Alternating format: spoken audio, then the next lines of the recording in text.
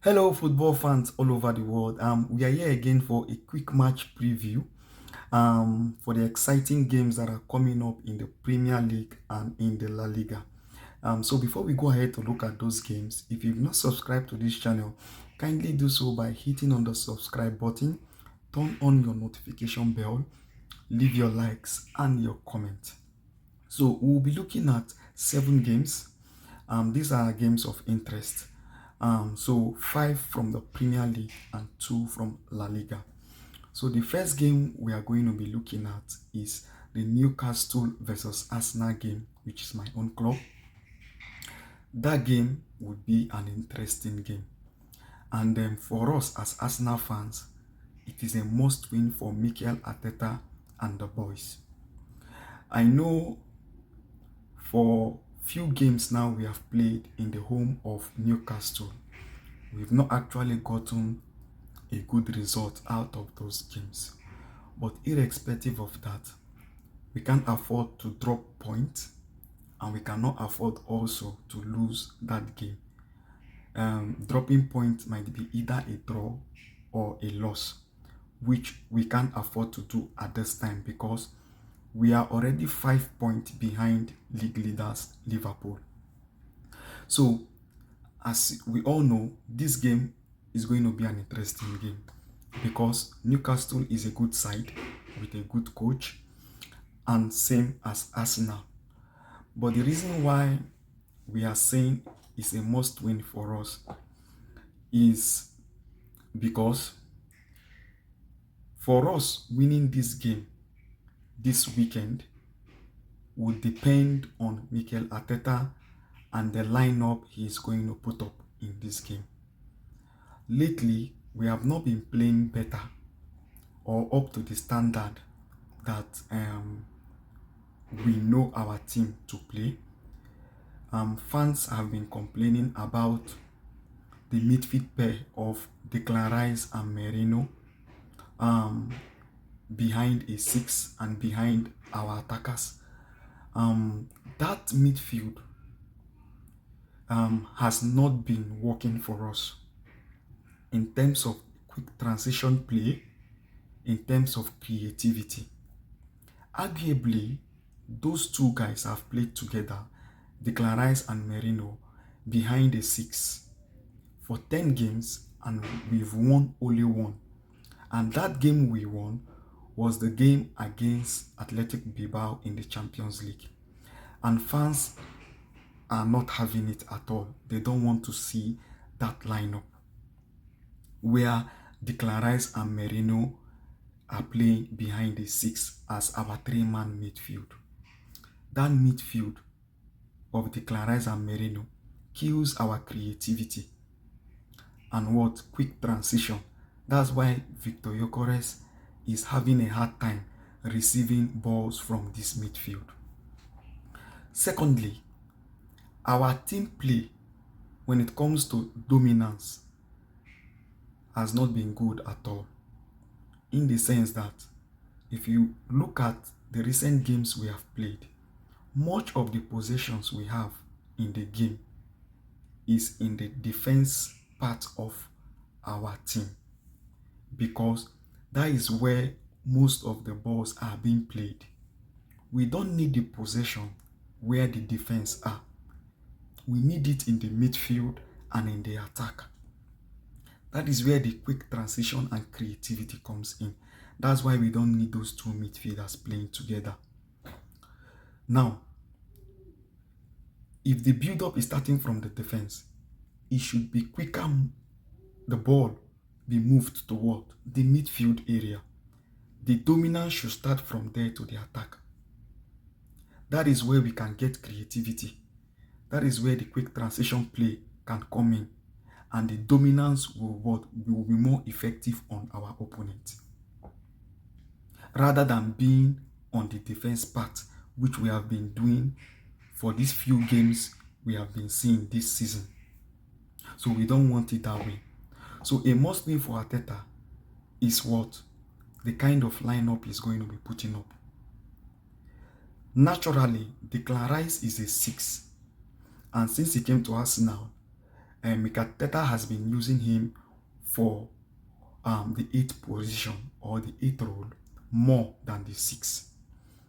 And also, naturally, Mikel Merino's position is an 8th also. So we can't be playing 2-8 behind the 6. That is where creativity is gone. You can't have creativity. You can't have quick transition on the ball. You need a 10, you need a 8. So one of those guys need to drop for a 10 to be filled in. So, but we are just fans. We'll be waiting for Arteta to see what he will be doing this weekend against Newcastle. Okay? So, in this channel, we don't give scores to the teams in terms of prediction. What we do here is to give percentage of win to the teams. Because of this antecedent we've gotten, that we've not been playing well, we've not had a good result in 2-3 games we have played in the home of Newcastle, right? I'll be leaving this percentage of win to be 50-50. Newcastle is a good side with a good coach that is tactically sound, right? So I will be leaving this win as 50 for Arsenal, 50 for what percent for Newcastle. That's what I will be leaving this game as, because it is what a dicey game, right? So we'll be moving on to the next game. The next game is what? Brentford versus Man U. That game is another test for Ruben Amorim, who just got a win in the last game against Chelsea, even while both teams were at a disadvantage. Sanchez picking up a red card and Casemiro picking up a red card. They managed to get a win against Chelsea 2-1, and then Brentford lost in the weekend also in their last game 3-1. So as you can see, Brentford would not want to lose again, but in spite of that, they've lost some of their good players, the likes of Mbeumo, Nogard and Wiza, but the core of the team is still there. So we are expecting them to put up a good performance, because they brought in the goalkeeper Keller from Liverpool, and they brought in Jordan Henderson, right? So they brought a couple of good players into the team also. So we are expecting them to put up a good performance. Man U has the record for a longer time now. They've not won back-to-back matches in the Premier League. So let's see if Ruben Amorim can be able to do that this weekend against Brentford. So that match, I will be leaving it at 60% win for Man U and 40% win for Brentford. The next one we'll be looking at is Chelsea-Brighton. That one is a cracker. You see, this one is an interesting game that Chelsea will not find it easy to win this weekend against Brighton. Brighton is a good side with a good coach that plays an attacking football, a beautiful one at that. Possession-wise, they are good with the ball also.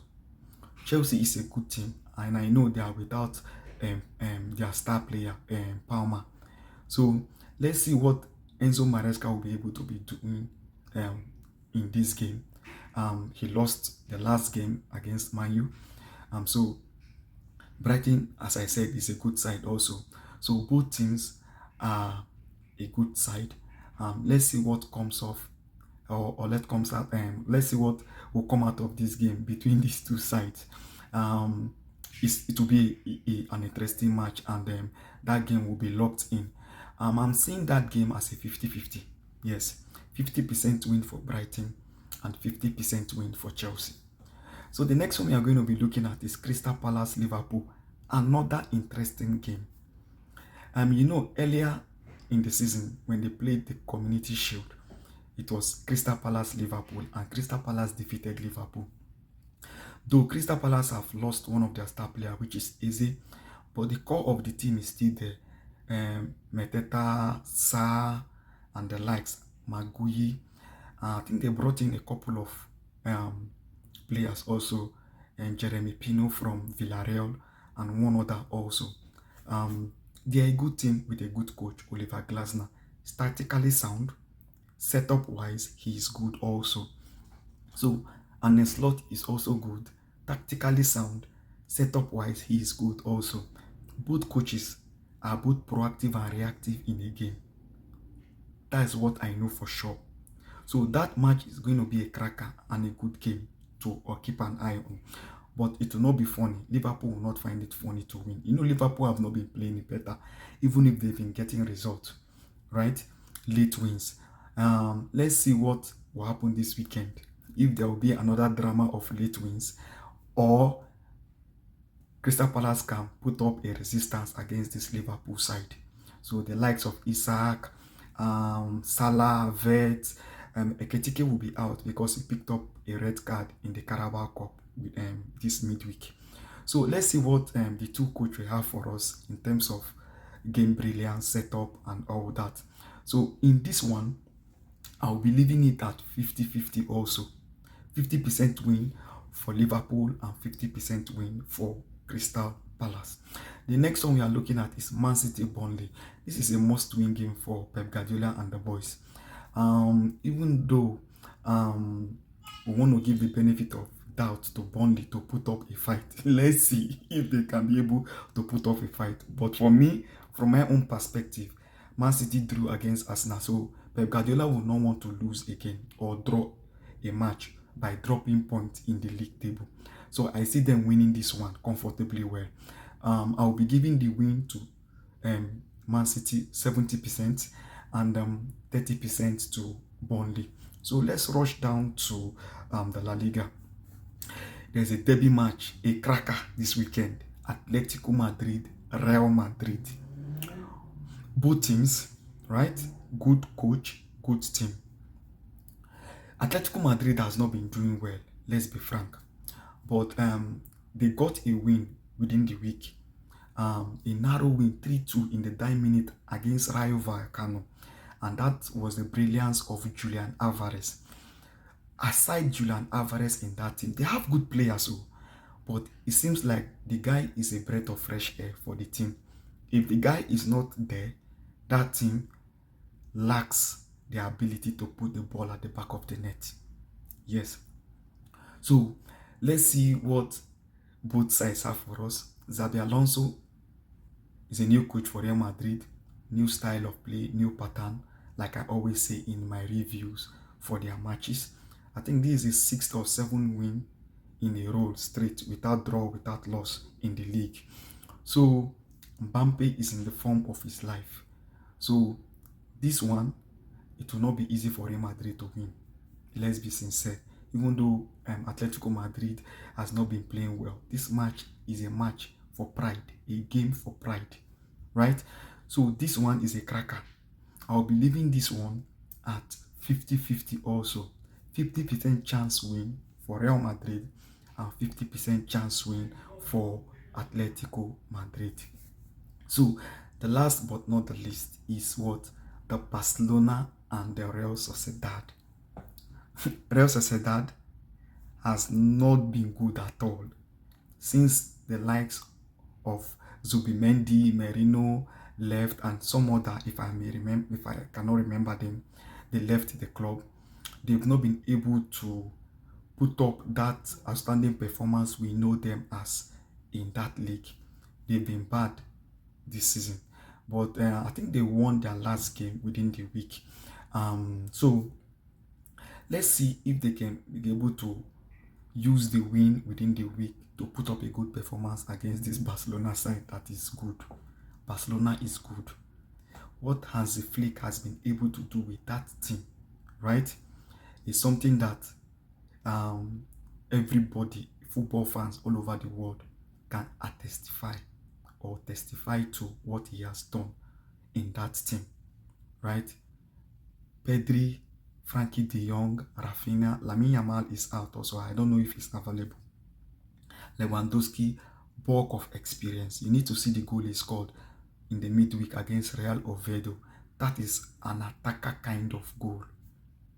So they are good. They are good.